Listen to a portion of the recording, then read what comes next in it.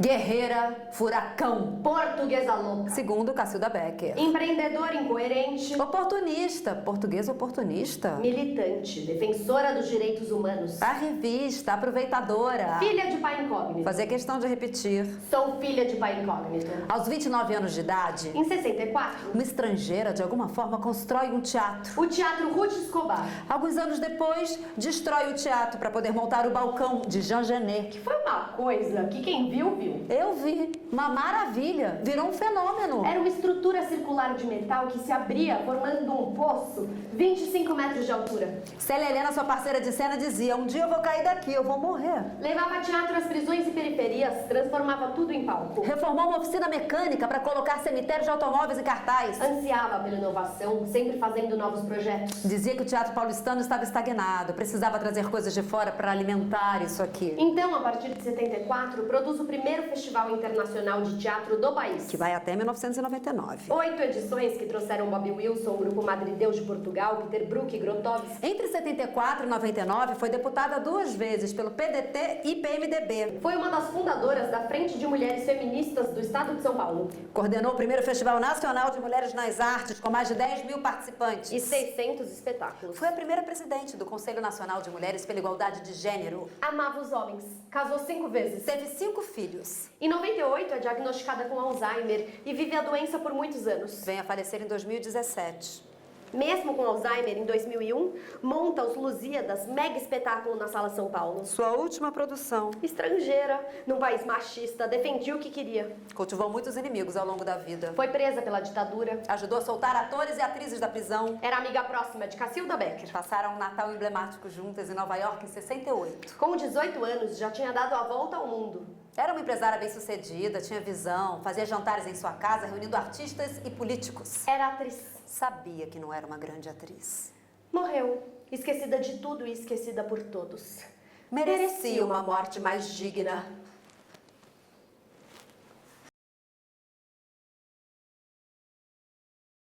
A primeira profissão da minha mãe foi jornalista. E ela, poxa, entrevistou umas pessoas bem importantes. A Jaqueline Onassis, Salazar. E ela se casou para se livrar da minha avó. O primeiro casamento da minha mãe foi para se livrar da minha avó.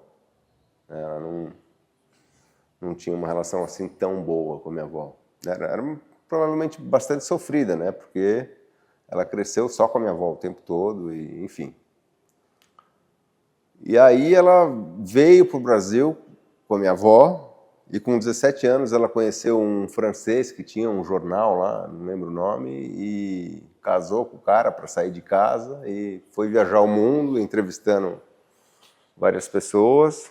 Eu acho a Ruth mais que uma atriz, mais que uma produtora, uma personalidade. Né?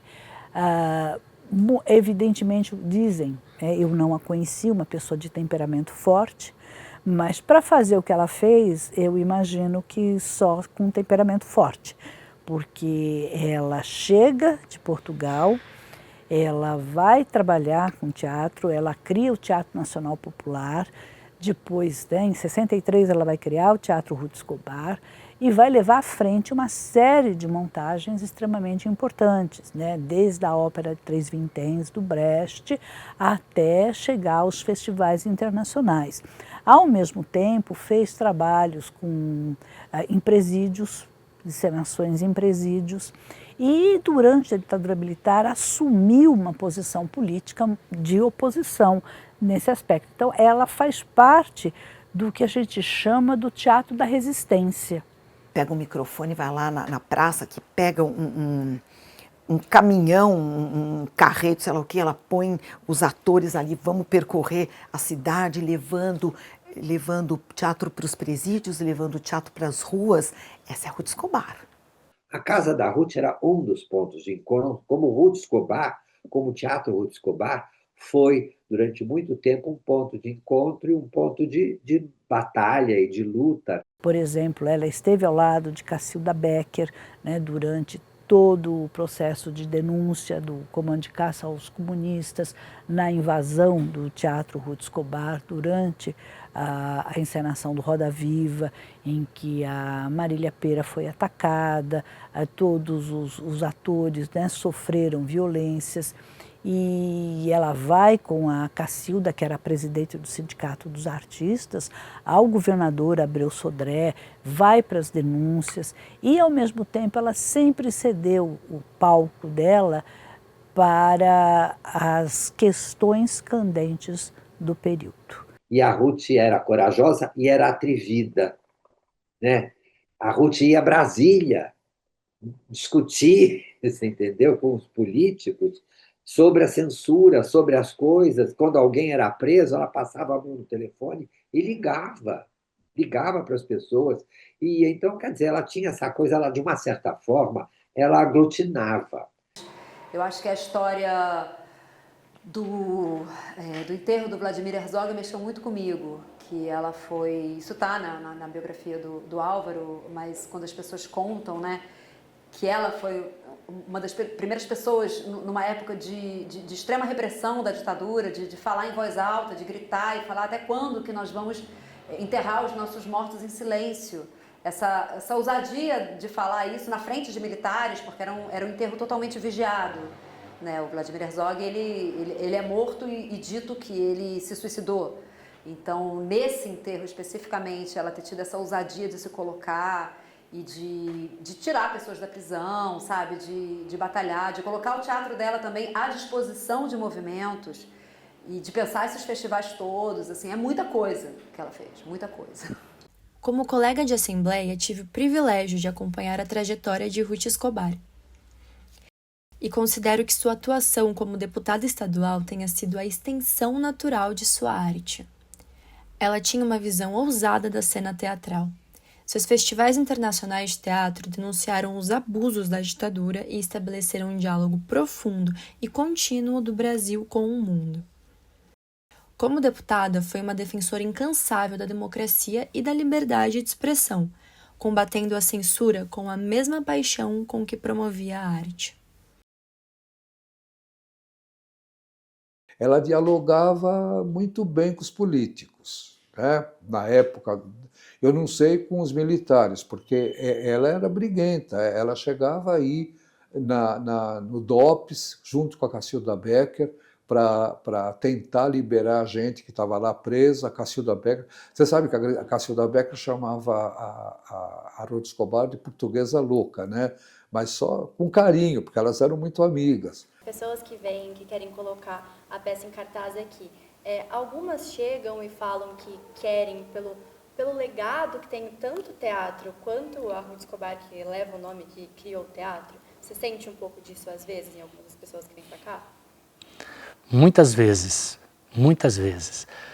Mas estreou aqui um espetáculo no pessoal do Rio de Janeiro, que eles vieram para cá por conta disso. O espetáculo chama Marginal Genê, né, que o Genê é o autor do balcão, né, do texto, o balcão, e eles queriam fazer aqui, por conta de todo o histórico que tem o teatro com o Genê, que esteve aqui para assistir, né, o espetáculo. Então, isso é um exemplo, mas a questão, por exemplo, de pessoas que comentam e falam a respeito do espaço enquanto uma resistência, não só cultural, mas também política, então é algo que, principalmente, dependendo da temática do espetáculo, qual é o assunto do cerne daquele espetáculo, daquela montagem, então muitos vêm procurar aqui por conta disso.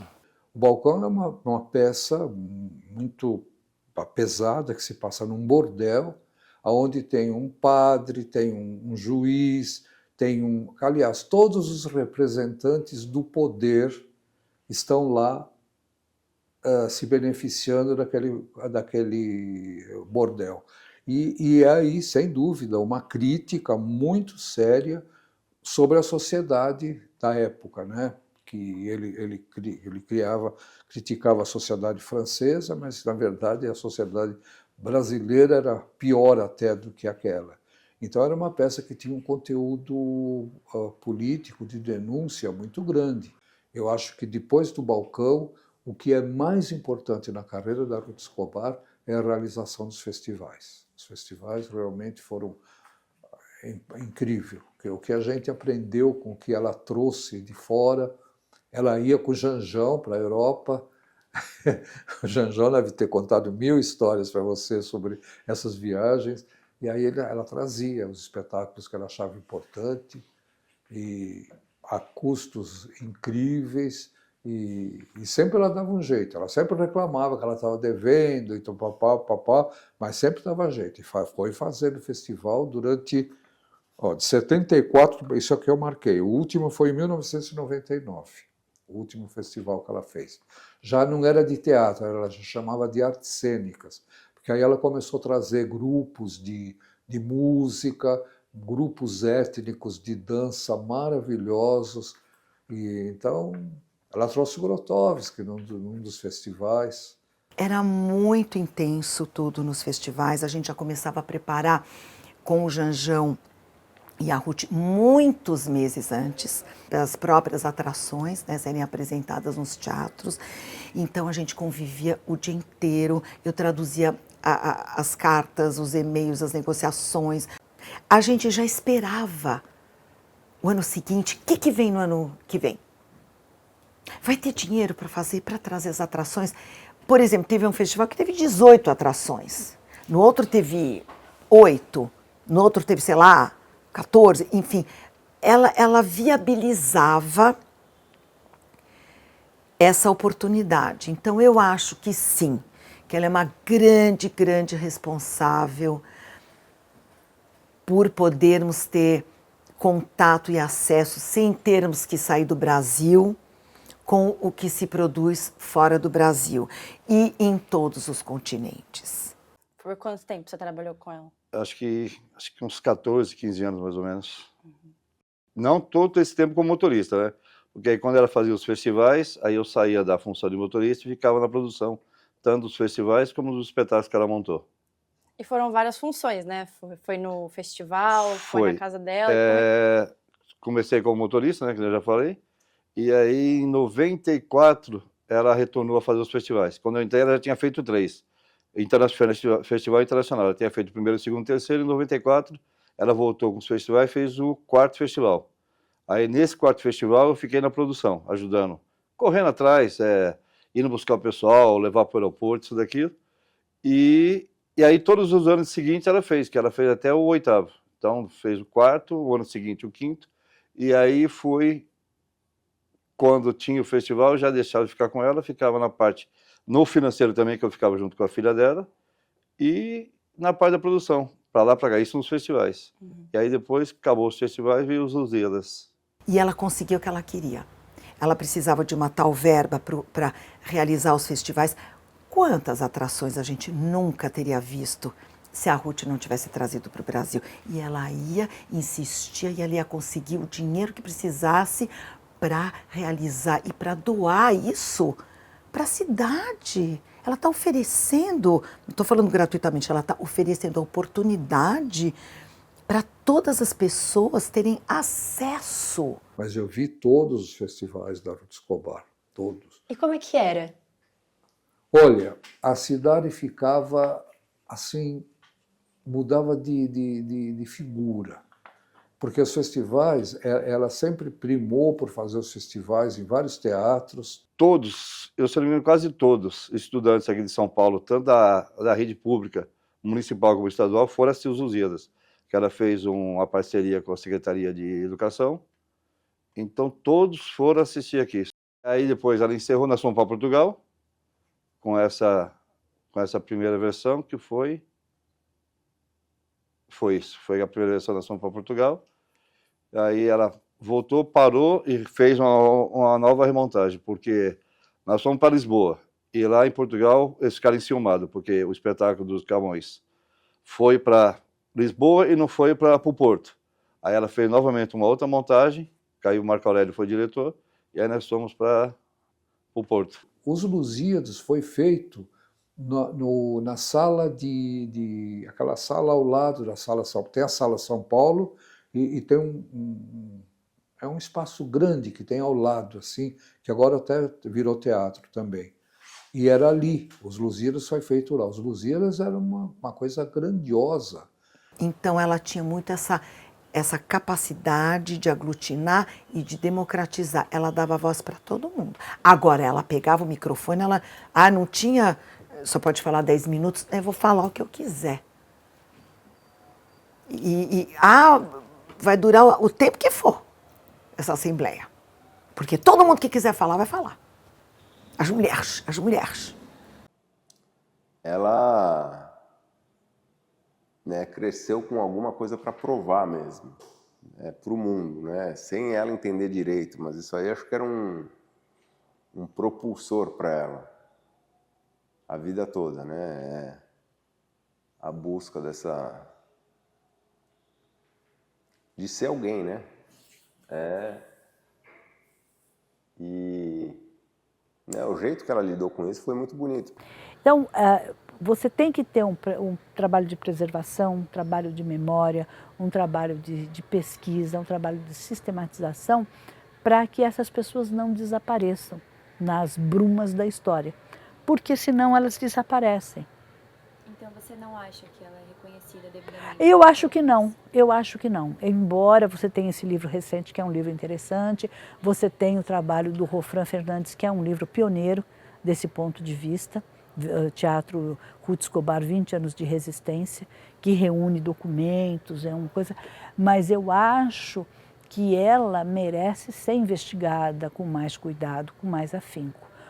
Como tem as fotos dela aqui, muita gente tira foto, muita gente faz selfie com essas fotos, e aí ajuda a propagar essa ideia, né, dessa mulher que foi tão importante para a cultura de São Paulo, do Brasil, e não só no teatro, né, de toda a vanguarda toda do teatro, foi ela que trouxe isso para a gente. Eu acho que as pessoas muito jovens ainda estão descobrindo. E graças à literatura sobre ela, há documentários como o teu, outros documentários, o material que agora é disponível, né, nas redes. Então eu acho que a Ruth Escobar tem um lugar dela.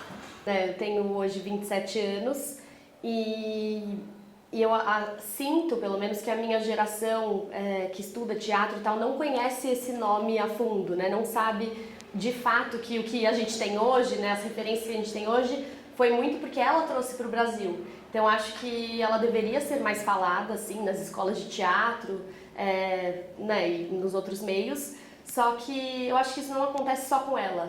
Todo mundo fala, tem um texto, acho que da Ilka Marinho Zanotto, que fala que a hora que se fala contar a história do teatro brasileiro, e especificamente do teatro paulistano, o nome da Ruth Escobar nunca vai poder deixar de ser feito, porque ela foi muito importante.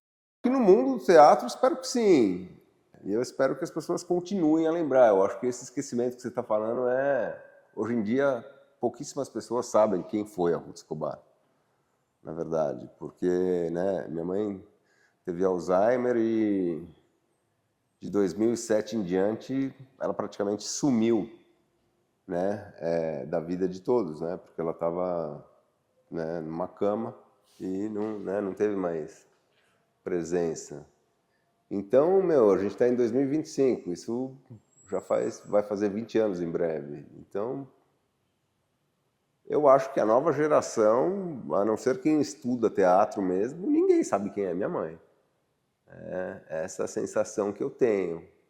Um paradoxo, uma mulher com uma memória extraordinária, que era um arquivo vivo da história desse país ou da história europeia, política, teatral, artística, ter mal de Alzheimer.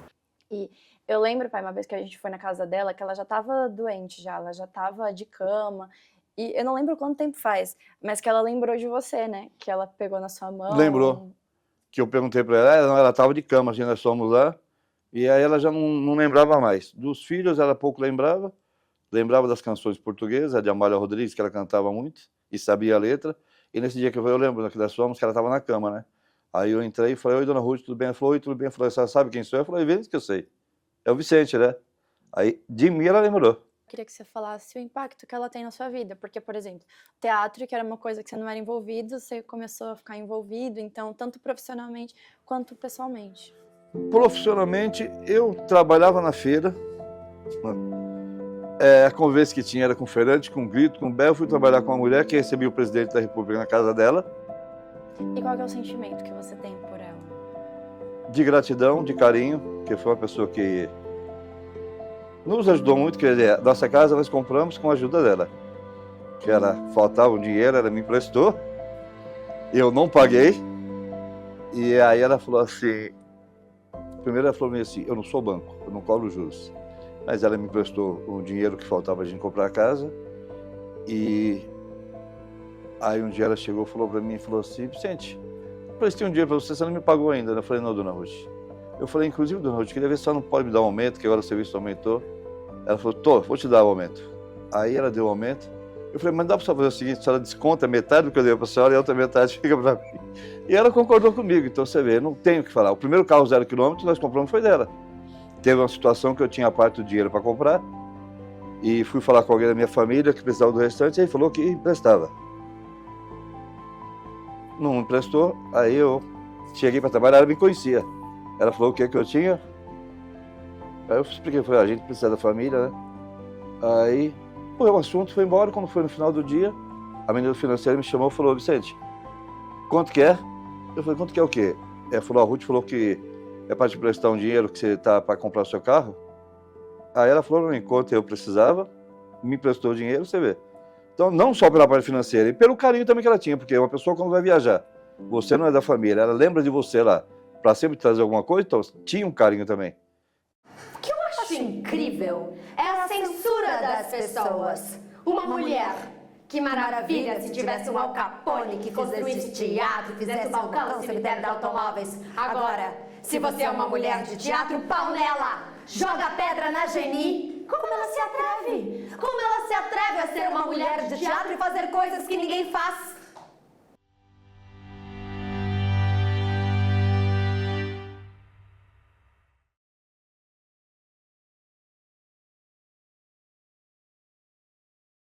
O que a gente está fazendo hoje, né, eu, a Natália, a Inês, estar em sala de ensaio, criando no risco absoluto, tentando recriar e contar um pouco da história dessa mulher, é tentar seguir os passos dela também, sabe?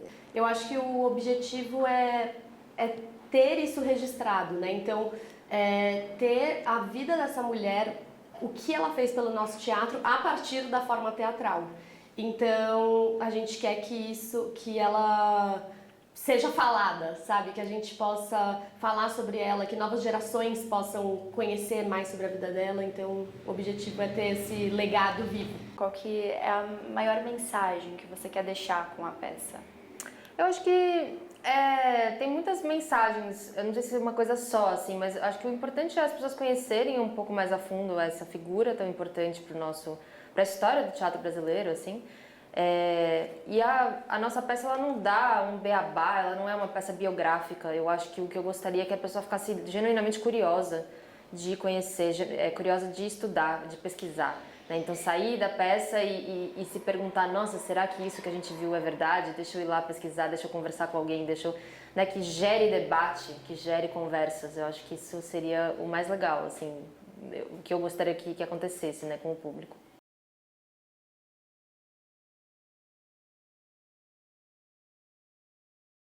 Meu pai trabalhou com a Ruth Escobar por muito tempo, né? Então, quando eu era criança, eu adorava faltar na escola para acompanhar ele no trabalho, para passar a tarde na casa dela.